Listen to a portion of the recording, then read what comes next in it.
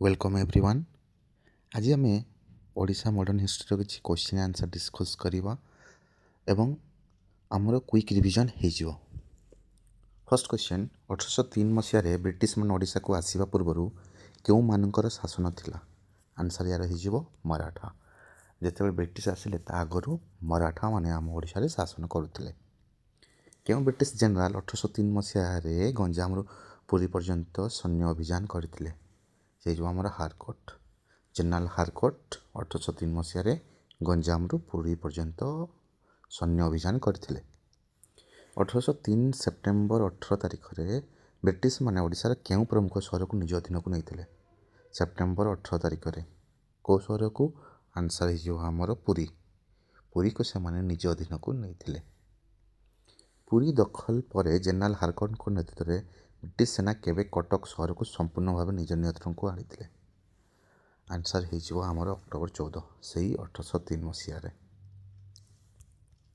Next question क्यों चुक्ति अनुसार नागपुर रघुजी भोसले कटक और बालेश्वर को ईस्ट इंडिया कंपनी को हस्तांतर करते? यार आंसर हो देवगां। ओके आमर 1803 मसीह कौ चुक्ति था? देवगां चुक्ति जो ट्रिटी ऑफ देवगां कहुए। से हिसाब से आमर रघुजी भोसले कटक और बालेश्वर को ईस्ट इंडिया कंपनी को हस्तांतर करते? क्यों ब्रिटिश अधिकारी 1803 मसीहा सेप्टेम्बर 22 तारिख में बालेश्वर दखल करते? ओके 1803 मसीहा सेप्टेम्बर 22 तारिख में कौन ब्रिटिश अधिकारी थे? आमर कैप्टेन मोर्गान सेप्टेम्बर 22 रे बालेश्वर दखल करते। लॉर्ड डेलहौसी को डैश नीति प्रयोग कर ब्रिटिश माने 1849 मसीह संबलपुर को निज साम्राज्य मिसाई। यहाँ हूँ आमर doctrine of lapse.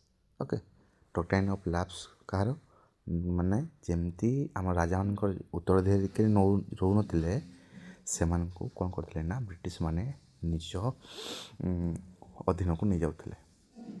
Okay British शासन अधीन ओडिशा को क्यों तीनो प्रमुख प्रशासनिक विभाग विभक्त कराइला? तीनटा प्रमुख थिला आमर बंगला प्रेसिडेंसी मद्रास एवं सेंट्रल। जो बंगला कि आम जो कहे बेंगल प्रेसिडेंसी कटक थिला, गंजाम एवं कोरापुट मद्रास प्रेसिडेंसी थिले, संबलपुर सेंट्रल प्रोविंस रे थिला। खोर्धा विद्रोह जो 1804-05 नेतृत्व किए नहीं भारत प्रथम शहीद बोली कहीं कहुए? आम खोर्धा विद्रोह नहीं जहाँ आम मृत्युदंड होता सी होती आमर जयी राजगुरु। यार नेतृत्व किए नहीं जयी राजगुरु ब्रिटिश विरुद्ध से सशस्त्र संग्राम कर ओके मृत्युवरण करते। एक्चुअली मृत्युदंड दिया। पाइक विद्रोह केबे होइथिला एवं यार मुख्य नेता किए थे? पाइक विद्रोह ओके आमर 1817 मसीह होता। 1817 मसीह मुख्य नेता बक्सी जगबंधु विद्याधर थे। पाइक माने किए थे? पाइक माने राजा मानकर जो सैनिक बा सामरिक बाहिनी जो युद्ध समय राजा को साहाय्य करते और शांति समय पुलिसिंग मीन्स पुलिस मैंने जमती गाँ मानक आम कि आम सहर मानक शांति श्रृंखला रक्षा करने दायित्व पाइक मैंने नेउथिले। पाइक विद्रोह मुख्य कारण गुड़िक कौन था? पाइक विद्रोह जो है से मुख्य कारण गुड़िक कि आमर भू राजस्व नीति एवं लुण उपर एकचटिया अधिकार आ कौड़ी मुद्रार प्रचलन बंद करदे। ओके आउ होता पाइक मान जागिर जमी छड़ाई ना माने पाइक मान पीढ़ी पर पीढ़ी जमी जोड़ा कि से कर दौन एवं से परिवार भरण पोषण करते जो जमी आमर निष्कर जमी था से गुड़ाक कौन होता ना छड़े नहीं यही सब था पाइक विद्रोहर मुख्य कारण। विद्रोही नेता वीर सुरेंद्र साय क्यों अंचल राजगादी ब्रिटिश मान विरुद्ध संग्राम करते? ओके संबलपुर और संबलपुर राजगादी ब्रिटिश मान विरुद्ध संग्राम करते। 1857 सिपाही विद्रोह समय बंदी थी सुरेंद्र साय क्यों जेल मुक्त हो पुनर्वार विद्रोह आरंभ करते? आमर वीर सुरेंद्र साय को ना हजारीबाग जेल रू। नेक्स्ट क्यों घटना पर वीर सुरेंद्र साय मृत्यु होता? सेटा आमर पुनर्बार बंदी करके कौट रखी ना असीरगढ़ रखाई। केवल डेथ होता 1884 फेब्रुआरी 28 ତାଙ୍କର ମୃତ୍ୟୁ ହୋଇଥିଲା। ଭୁବନେଶ୍ୱରରେ ହୋଇଥିବା କନ୍ଧ ବିଦ୍ରୋହ 1836 ନେତୃତ୍ୱ କିଏ ନେଇଥିଲେ? ଦରା ବିଷୋଇ। ଓକେ, ଯେଉଁ ଭୁବନେଶ୍ୱରରେ ଆରମ୍ଭ ହୋଇଥିଲା କନ୍ଧ ବିଦ୍ରୋହ, ସେଥିରେ ଦରା ବିଷୋଇ ନେଇଥିଲେ। ଓକେ, ତାପରେ ତାଙ୍କ ନେତୃତ୍ୱ କିଏ ନେଇଥିଲା? ପୁତୁରା ଚକ୍ରା ବିଷୋଇ। କେନ୍ଦୁଝର ଭୂୟାଁ ବିଦ୍ରୋହର ମୁଖ୍ୟ ନେତା କିଏ ଥିଲେ? ରତ୍ନା ନାୟକ ଥିଲେ। ଆମର କେନ୍ଦୁଝର ଭୂୟାଁ ବିଦ୍ରୋହ ଯେଉଁ ହୋଇଥିଲା ତାର ନେତା। 1866 ମସିହାରେ ଓଡ଼ିଶାରେ ହୋଇଥିବା ଭୟାବହ ଦୁର୍ଭିକ୍ଷ କେଉଁ ନାମରେ ପରିଚିତ? ନଅଙ୍କ ଦୁର୍ଭିକ୍ଷ। ଓକେ, ନଅଙ୍କ ଦୁର୍ଭିକ୍ଷ ଭାବେ ସେ ପରିଚିତ। ନଅଙ୍କ ଦୁର୍ଭିକ୍ଷର ପ୍ରମୁଖ କାରଣ କ'ଣ ଥିଲା? ଏଇଟା ଆମର ବ୍ରିଟିଶର୍ସ ମାନଙ୍କର ନେଗ୍ଲିଜେନ୍ସ ଥିଲା। ସେମାନେ ଅତ୍ୟଧିକ ଖାଦ୍ୟ ରପ୍ତାନି କରି ନେଉଥିଲେ, ଯେଉଁଟା ଆମର ଓଡ଼ିଶାରେ ଚାଷ ହେଉଥିଲା ସେମାନେ ରପ୍ତାନି କରିକି ନେଇଯାଉଥିଲେ, ତାଙ୍କ ଯେଉଁ ଆମର ବ୍ରିଟିଶ ମାନେ ଇଂଲଣ୍ଡକୁ ନେଇଯାଉଥିଲେ। ଓକେ, ଏବଂ ବର୍ଷା ସେହି ସମୟରେ ବର୍ଷା ଅଭାବ ଦେଖାଯାଇଥିଲା, ଚାଷ ଠିକ୍ ହେଇନଥିଲା, ତ ବହୁତ ଲୋକ ଭୋକରେ ମୃତ୍ୟୁବରଣ କରିଥିଲେ। ଓଡ଼ିଶାରେ ଆଧୁନିକ ଶିକ୍ଷାର ପ୍ରସାର ପାଇଁ 1868 ମସିହାରେ କେଉଁ ପ୍ରମୁଖ ଶିକ୍ଷାନୁଷ୍ଠାନ ସ୍ଥାପିତ ହୋଇଥିଲା? ଆମର ଯେଉଁ 1866 ମସିହାରେ ନଅଙ୍କ ଦୁର୍ଭିକ୍ଷ ପରେ ଆମର ଇଂରେଜମାନେ ଟିକେ ଆମର ଯେଉଁ ଓଡ଼ିଶାବାସୀମାନଙ୍କ ପାଇଁ କିଛି ସୁଧାର ଆଣିବା ପାଇଁ ଚାହିଁଲେ ଏବଂ ଲିଟରେସି କେସ୍ରେ ଏଇ ସୁଧାରଟା ଆସିଥିଲା, ଯେଉଁଟାକି ଆମର ରେଭେନ୍ସା।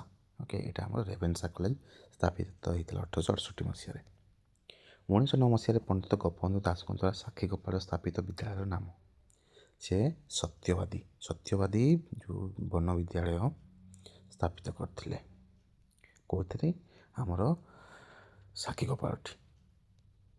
ଓଡ଼ିଶାର ପ୍ରଥମ ମୁଦ୍ରଣାଳୟ ଯେଉଁଟାକି ପ୍ରିଣ୍ଟିଂ ପ୍ରେସ୍ 1837 ମସିହାରେ କାହା ଦ୍ୱାରା ଏବଂ କେଉଁଠାରେ ସ୍ଥାପିତ ହୋଇଥିଲା? ଏଇଟା ଆମର କଟକରେ ହୋଇଥିଲା। କାହା ଦ୍ୱାରା? ନା ଯେଉଁ ଖ୍ରୀଷ୍ଟିଆନ ମିଶନାରୀ ଥିଲେ, ଖ୍ରୀଷ୍ଟିଆନ ମିଶନାରୀଙ୍କ ଦ୍ୱାରା ସ୍ଥାପିତ ହୋଇଥିଲା। ଗୌରୀଶଙ୍କର ରାୟଙ୍କ ସମ୍ପାଦନାରେ ପ୍ରକାଶିତ ଓଡ଼ିଶା ପ୍ରଥମ ସମ୍ବାଦପତ୍ରର ନାମ କ'ଣ? ଉତ୍କଳ ଦୀପିକା। ଏଇଟା ବହୁତ ଇମ୍ପୋର୍ଟାଣ୍ଟ କ୍ୱେଶ୍ଚନ୍। ଗୌରୀଶଙ୍କର ରାୟଙ୍କର ଯେଉଁ ଫର୍ଷ୍ଟ ସମ୍ବାଦପତ୍ର ଥିଲା, ଯେଉଁଟାକି ଆମ ଓଡ଼ିଶାର ପ୍ରଥମ ସମ୍ବାଦପତ୍ର ଥିଲା ଉତ୍କଳ ଦୀପିକା। ଉତ୍କଳ ସଭା କେବେ ଓ କେଉଁଠାରେ ପ୍ରତିଷ୍ଠା କରାଯାଇଥିଲା? ଉତ୍କଳ ସଭା ଆମର କଟକରେ ପ୍ରତିଷ୍ଠା କରାଯାଇଥିଲା। ଉତ୍କଳ ସଭାର ପ୍ରଥମ ସଭାପତି ଏବଂ ସମ୍ପାଦକ କିଏ ଥିଲେ? ସଭାପତି ଏବଂ ସମ୍ପାଦକ।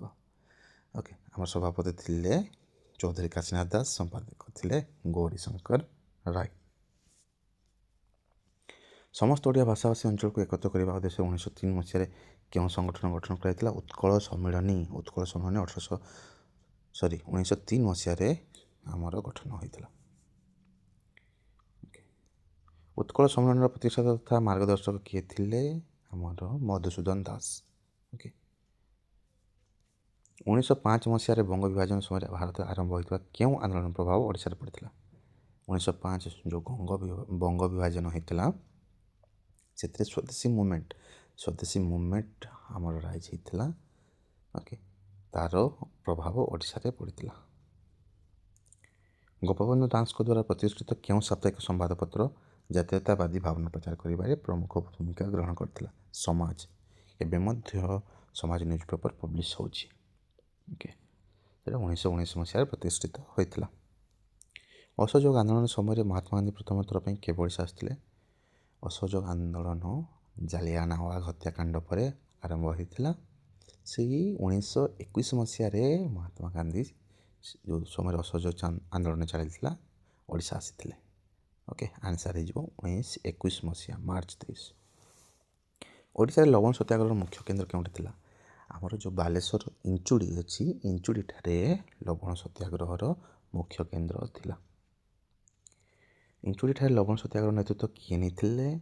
ପ୍ରଥମେ ଆମର ଗୋପବନ୍ଧୁ ଚୌଧୁରୀ ନେଇଥିଲେ, ତାପରେ ଆଚାର୍ଯ୍ୟ ହରିହର ଦାସ ନେଇଥିଲେ। କେଉଁ ଆଇନ ଅନୁଯାୟୀ ଓଡ଼ିଶାକୁ ଏକ ସ୍ୱତନ୍ତ୍ର ପ୍ରଦେଶରେ ମାନ୍ୟତା ଦିଆଗଲା? ଓଡ଼ିଶାକୁ ସ୍ୱତନ୍ତ୍ର ପ୍ରଦେଶ ମାନ୍ୟତା କେବେ ମିଳିଥିଲା? ଆମର 1936ରେ। ଓକେ, 1936ରେ ମିଳିଥିଲା। 1 ଏପ୍ରିଲ 1936 ଏବଂ ଏପ୍ରିଲ 1କୁ ସେଥିପାଇଁ କେଉଁ ହିସାବରେ ପାଳନ କରାଯାଏ? ଉତ୍କଳ ଦିବସ ଭାବେ ପାଳନ କରାଯାଏ।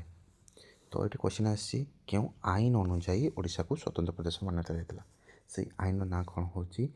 ଯେଉଁ ଗଭର୍ଣ୍ଣମେଣ୍ଟ ଇଣ୍ଡିଆ ଆକ୍ଟ 1935 ଆସିଥିଲା। ଓକେ 1935 ଗଭର୍ଣ୍ଣମେଣ୍ଟ ଇଣ୍ଡିଆ ଆକ୍ଟ ସେଇ ନିୟମ ଅନୁଯାୟୀ ଆମର ଓଡ଼ିଶାକୁ ଏକ ସ୍ୱତନ୍ତ୍ର ପ୍ରଦେଶ ଭାବେ ଗଠନ କରାହେଇଥିଲା ଓକେ 1935 ମସିହାରେ। ନେକ୍ସଟ କ୍ୱେଶ୍ଚନ୍ ହେଲା ଓଡ଼ିଶା କେବେ ଏକ ସ୍ୱତନ୍ତ୍ର ପ୍ରଦେଶ ଭାବେ ଗଠିତ ହୋଇଥିଲା? ଏବେ ଜଷ୍ଟ କହିଥିଲି 1936 ମସିହା ଏପ୍ରିଲ 1 ତାରିଖରେ। ସ୍ୱତନ୍ତ୍ର ଓଡ଼ିଶା ପ୍ରଦେଶର ପ୍ରଥମ ରାଜ୍ୟପାଳ କିଏ ଥିଲେ? ପ୍ରଥମ ଗଭର୍ଣ୍ଣର କିଏ ଥିଲେ? ଆମର ସାର୍ ଜନ୍ ଅଷ୍ଟିନ୍ ହବକ୍। 1937 ମସିହାରେ ଗଠିତ ଓଡ଼ିଶାର ପ୍ରଥମ ମନ୍ତ୍ରିମଣ୍ଡଳ ପ୍ରଧାନମନ୍ତ୍ରୀ କିଏ ଥିଲେ? ଯେଉଁ 1937 ମସିହାରେ ଗଠିତ ହୋଇଥିଲା ଥିଲେ ପାରଣାଖେମୁଣ୍ଡର ମହାରାଜା କୃଷ୍ଣଚନ୍ଦ୍ର ଗଜପତି ଓକେ ନାରାୟଣ ଦେବ। 1937 ନିର୍ବାଚନ ପରେ କଂଗ୍ରେସ ଦଳ ପକ୍ଷରୁ ଓଡ଼ିଶାର ପ୍ରଧାନମନ୍ତ୍ରୀ କିଏ ହୋଇଥିଲେ? କଂଗ୍ରେସ ଦଳ ପକ୍ଷରୁ କିଏ ହେଇଥିଲେ? ବିଶ୍ୱନାଥ ଦାସ ଓକେ। ଭାରତ ଛାଡ଼ ଆନ୍ଦୋଳନ ସମୟରେ ମାଲକାନଗିରିର କେଉଁ ଆଦିବାସୀ ନେତା ଶହୀଦ ହୋଇଥିଲେ? ମାଲକାନଗିରିର ଶହୀଦ ନେତା ହେଉଛନ୍ତି ଲକ୍ଷ୍ମଣ ନାୟକ। ଲକ୍ଷ୍ମଣ ନାୟକ ଶହୀଦ ହୋଇଥିଲେ। ବାଲେଶ୍ୱର ଜିଲ୍ଲାର କେଉଁ ସ୍ଥାନ ରକ୍ତତୀର୍ଥ ଭାବେ ପରିଚିତ ଯେଉଁଠାରେ ଭାରତ ଛାଡ଼ ଆନ୍ଦୋଳନ ସମୟରେ ଗୁଳିକାଣ୍ଡ ହୋଇଥିଲା? ଏଇଟା ହେଉଛି ଏରମ୍ ସହର କେଉଁଟା ଆମର ରକ୍ତତୀର୍ଥ ଭାବେ ପରିଚିତ ଏରମ୍। ଗଡ଼ଜାତ ରାଜ୍ୟମାନଙ୍କ ଅତ୍ୟାଚାର ବିରୋଧରେ ହୋଇଥିବା ଆନ୍ଦୋଳନ କେଉଁ ନାମରେ ଜଣାଶୁଣା? ଗଡ଼ଜାତ ରାଜ୍ୟମାନଙ୍କର ସେ ପ୍ରଜାମଣ୍ଡଳ ଆନ୍ଦୋଳନ ଓକେ। ଏଥିରେ ଯେଉଁ ରାଜାମାନଙ୍କ ବିପକ୍ଷରେ ଯେଉଁ ଗଡ଼ଜାତ ରାଜାମାନଙ୍କ ଅତ୍ୟାଚାର ବିରୋଧରେ ଲୋକମାନେ ଆନ୍ଦୋଳନ କରିଥିଲେ। ତ ଯେହେତୁ ପ୍ରଜାମାନେ ଆନ୍ଦୋଳନ କରିଥିଲେ ସେଥିପାଇଁ ୟାର ନାଁ ହେଇଥିଲା ପ୍ରଜାମଣ୍ଡଳ ଆନ୍ଦୋଳନ। ପ୍ରଜାମଣ୍ଡଳ ଆନ୍ଦୋଳନ ସମୟରେ ଢେଙ୍କାନାଳରେ ଶହୀଦ ହୋଇଥିବା 12 ବର୍ଷର ବାଳକର ନାମ କ'ଣ? ଏଇଟା ସାରା ଓଡ଼ିଶା ଜାଣିଛନ୍ତି। ୟାଙ୍କ ନାଁ ହେଉଛି ବାଜି ରାଉତ ଓକେ ଯିଏକି 12 ବର୍ଷରେ ଶହୀଦ ହେଇଥିଲା। ସ୍ୱାଧୀନତା ପରେ ଓଡ଼ିଶା ସହିତ ଗଡ଼ଜାତ ରାଜ୍ୟଗୁଡ଼ିକର ମିଶ୍ରଣ କେଉଁ ଓଡ଼ିଆ ନେତା ପ୍ରମୁଖ ଭୂମିକା ଗ୍ରହଣ କରିଥିଲେ? ଯେତେବେଳେ ଆମର ସର୍ଦ୍ଦାର ବଲ୍ଲଭ ଭାଇ ପଟେଲ ସବୁ ପ୍ରିନ୍ସିପାଲ ଷ୍ଟେଟ୍ସ ଗୁଡ଼ାକୁ ଭାରତରେ ମିଶାଉଥିଲେ ସେହି ସମୟରେ ଆମ ଓଡ଼ିଶାର ହରେକୃଷ୍ଣ ମହତାବ ଆମର ସେଥିରେ ସହଯୋଗ କରିଥିଲେ। ତ ଓଡ଼ିଶାରେ କିଏ ମୁଖ୍ୟ ଭୂମିକା ନେଇଥିଲେ? ହରେକୃଷ୍ଣ ମହତାବ। ସ୍ୱାଧୀନତା ପରେ ଓଡ଼ିଶାର ପ୍ରଥମ ମୁଖ୍ୟମନ୍ତ୍ରୀ କିଏ ହେଇଥିଲେ? ହରେକୃଷ୍ଣ ମହତାବ। ହରେକୃଷ୍ଣ ମହତାବ ପ୍ରଥମ ମୁଖ୍ୟମନ୍ତ୍ରୀ ହେଇଥିଲେ କେବେ ନା ସ୍ୱାଧୀନତା ପରେ। କେଉଁ ଗଡ଼ଜାତ ରାଜ୍ୟ ସର୍ବପ୍ରଥମେ ଓଡ଼ିଶା ସହିତ ମିଶିଥିଲା? ନୀଳଗିରି। ୟାର ଆନ୍ସର ହେଇଯିବ ନୀଳଗିରି ସର୍ବପ୍ରଥମେ ଓଡ଼ିଶା ସହିତ ମିଶିଥିଲା। ଏବଂ ସର୍ବଶେଷରେ ଏଇଠି କ୍ୱେଶ୍ଚନ୍ ଆସିଛି ସର୍ବଶେଷରେ କିଏ ମିଶିଥିଲା? ଆମର ମୟୂରଭଞ୍ଜ ସର୍ବଶେଷରେ 1949 ମସିହାରେ ଓଡ଼ିଶା ସହିତ ମିଶିଥିଲା ଓକେ। କାହାକୁ ଉତ୍କଳ ଗୌରବ ଉପାଧିରେ ସମ୍ମାନିତ କରାଯାଇଛି? ଉତ୍କଳ ଗୌରବ ମଧୁସୂଦନ ଦାସ। କାହାକୁ ଉତ୍କଳମଣି? ଉତ୍କଳମଣି ହେଉଛନ୍ତି ଆମର ଗୋପବନ୍ଧୁ ଦାସ ଯିଏକି ସମାଜ ପ୍ରତିଷ୍ଠା କରିଥିଲେ। ସମାଜ ଯେଉଁ ଆମର ସମ୍ବାଦପତ୍ର ପଣ୍ଡିତ ଗୋପବନ୍ଧୁ ଦାସଙ୍କୁ ଉତ୍କଳମଣି ଉପାଧିରେ ସମ୍ମାନିତ କରାଯାଇଛି। ରମାଦେବୀ ଚୌଧୁରୀ କେଉଁ ଆଶ୍ରମ ସ୍ଥାପନ କରିଥିଲେ ଯାହାକୁ ଗାନ୍ଧିଜୀ ସେବାଘର ନାମ ଦେଇଥିଲେ? ଓକେ ସେ ବରିଠାରେ କରିଥିଲେ। ବରିଠାରେ ଆଶ୍ରମ କରିଥିଲେ ଯାହାକୁ ଗାନ୍ଧିଜୀ ସେବାଘର ନାମ ଦେଇଥିଲେ। କେଉଁ ମହିଳା ସ୍ୱାଧୀନତା ସଂଗ୍ରାମୀ ଓଡ଼ିଶା ବିଧାନସଭାର ପ୍ରଥମ ମହିଳା ବାଚସ୍ପତି? ଓକେ ସେ ହେଇଛି ଆମର Sarala Devi first female okay. ପାଶ୍ଚାତ୍ୟ ଓଡ଼ିଶାର ମଦର ଟେରେସା ଭାବେ କିଏ ପରିଚିତ? ପାଶ୍ଚାତ୍ୟ ଓଡ଼ିଶାର ମଦର ଟେରେସା ଭାବେ ପାର୍ବତୀଗିରି ପରିଚିତ। 1857 ବିଦ୍ରୋହରେ ଝାନ୍ସୀ ରାଣୀ ଲକ୍ଷ୍ମୀବାଇଙ୍କୁ ସାହାଯ୍ୟ କରିଥିବା ଓଡ଼ିଆ ବୀରଙ୍କ ନାମ କ'ଣ? ଚାଖି ଖୁଣ୍ଟିଆ ଯେଉଁ ଚନ୍ଦନ ହଜୁରୀ ଓକେ ସେ ଚାଖି ଖୁଣ୍ଟିଆ ଭାବେ ପରିଚିତ। ଝାନ୍ସୀ ରାଣୀଙ୍କୁ ଯେଉଁ ଆମ ଲକ୍ଷ୍ମୀବାଇ ଥିଲେ ସେ ସାହାଯ୍ୟ କରିଥିଲେ ଏବଂ ଆମର ସେ କେଉଁଠୁ ନା ଗୟାଠାରୁ ଆରେଷ୍ଟ ହେଇଥିଲେ। ସେଟା ବି ଏକ୍ଜାମ୍ରେ କ୍ୱେଶ୍ଚିନ୍ ଆସେ। ପାଇକ ବିଦ୍ରୋହକୁ ପ୍ରଥମ ଭାରତୀୟ ସ୍ୱାଧୀନତା ସଂଗ୍ରାମ ଭାବେ ଦର୍ଶାଇବା କେଉଁ ପ୍ରକାରର ଐତିହାସିକ ଦୃଷ୍ଟିକୋଣକୁ ପ୍ରତିଫଳିତ କରେ? ଓକେ ପାଇକ ବିଦ୍ରୋହକୁ କ'ଣ କହିଥିଲା? ପ୍ରଥମ ଭାରତୀୟ ସ୍ୱାଧୀନତା ସଂଗ୍ରାମ। ଜେନେରାଲି 1857 ମସିହାରେ କ'ଣ ହେଇଥିଲା ନା ଆମର ସିପାହୀ ବିଦ୍ରୋହ ଯେଉଁ ହେଇଥିଲା ତା ଆଗରୁ ବହୁତ ଆଗରୁ ପାଇକ ବିଦ୍ରୋହ ହେଇଥିଲା ଓକେ ତେଣୁକରି ଏହାକୁ ପ୍ରଥମ ଭାରତୀୟ ସ୍ୱାଧୀନତା ସଂଗ୍ରାମ ଓକେ। ତ ଏଠି କ'ଣ ହେଉଛି ଏହା ଜାତୀୟତାବାଦୀ ଐତିହାସିକ ଦୃଷ୍ଟିକୋଣକୁ ନ୍ୟାସନାଲିଷ୍ଟ ହିଷ୍ଟୋଗ୍ରାଫି ପ୍ରତିଫଳିତ କରେ। ଔପନିବେଶିକ ଐତିହାସିକମାନେ ପାଇକ ବିଦ୍ରୋହକୁ କିପରି ବର୍ଣ୍ଣନା କରିଛନ୍ତି?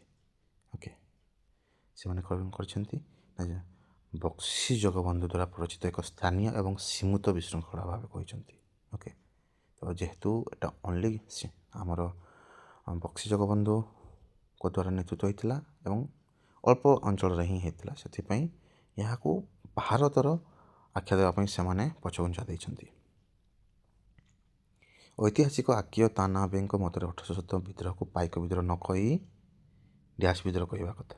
ଓକେ, ଏଇଟା ଓଡ଼ିଶା ଅପରାଇଜିଂ। ଓକେ, ଓଡ଼ିଶା ବିଦ୍ରୋହ 1817। 1817 ବିଦ୍ରୋହ ପ୍ରକୃତରେ କେଉଁମାନଙ୍କ ଦ୍ୱାରା ଆରମ୍ଭ ହୋଇଥିଲା? ଏଇଟା ପ୍ରଥମେ ଆମର ହେଇଥିଲା କନ୍ଧମାନଙ୍କ ଦ୍ୱାରା ଘୁମସୁରରେ। ଓକେ, ଯାହାର ନେତୃତ୍ୱ ନେଇଥିଲେ ଦୋରା ବିଷୋଇ। ଓକେ, ଯେଉଁ ହ୍ୟୁମାନ୍ ସାକ୍ରିଫାଇସ୍ ଥିଲା ସେଇଟାକୁ ସେମାନେ କ'ଣ ଯେଉଁ ତାଙ୍କର କନ୍ଧମାନଙ୍କର ଥିଲା ସେଥିରେ ହସ୍ତକ୍ଷେପ କରିବା ଦ୍ୱାରା ଆମର ସେମାନେ ବିଦ୍ରୋହ ଆରମ୍ଭ କରିଥିଲେ। ଧୀରେ ଧୀରେ ଏ ବିଦ୍ରୋହ ଖୋର୍ଦ୍ଧାର ପାଇକମାନେ ଏଥିରେ ଯୋଗ ଦେଇଥିଲେ। ପ୍ରଥମ ଗୋଲଟେବୁଲ୍ ବୈଠକ, ଯେଉଁଟାକି first round table conference, Odisha ପାଇଁ ଏକ ସ୍ୱତନ୍ତ୍ର ପ୍ରଦେଶ ଦାବି କିଏ ଉପସ୍ଥାପନ କରିଥିଲେ? ମହାରାଜା କୃଷ୍ଣଚନ୍ଦ୍ର ଗଜପତି।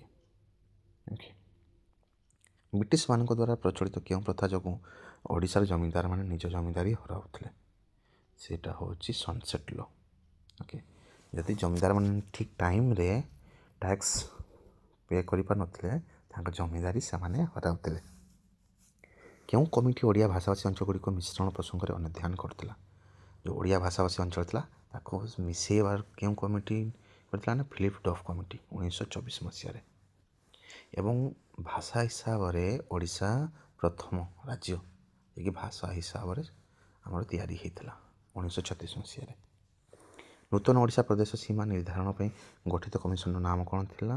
ନା ଓଡୋନେଲ୍ ସୀମା କମିଶନ। ଓକେ, ଯେଉଁଟା କୁହାଯାଉଛି ଓଡୋନେଲ୍ ବାଉଣ୍ଡ୍ରି କମିଶନ। ଫକୀରମୋହନ ସେନାପତିଙ୍କୁ କ'ଣ କୁହାଯାଏ? ଫକୀରମୋହନ ସେନାପତିଙ୍କୁ କୁହାଯାଏ ଫାଦର ଅଫ୍ ଓଡ଼ିଆ ବ୍ରଜ, ଓଡ଼ିଆ ଗଦ୍ୟର ଜନକ। ବଙ୍ଗଳା, ବିହାର ଓ ଓଡ଼ିଶା ପ୍ରେସିଡେନ୍ସିରୁ ବିହାର ଓ ଓଡ଼ିଶାକୁ ନେଇ ଏକ ନୂତନ ପ୍ରଦେଶ କେବେ ଗଠନ କରାଗଲା? ବିହାର ଓ ଓଡ଼ିଶାକୁ ମିଶାଇକି। ଓକେ, କେବେ କରାଯାଇଥିଲା ନା 1912 ମସିହାରେ ନୂତନ ପ୍ରଦେଶ ଗଠନ କରାଗଲା। ଆଜିର ଭିଡ଼ିଓ ପାଇଁ ଏତିକି।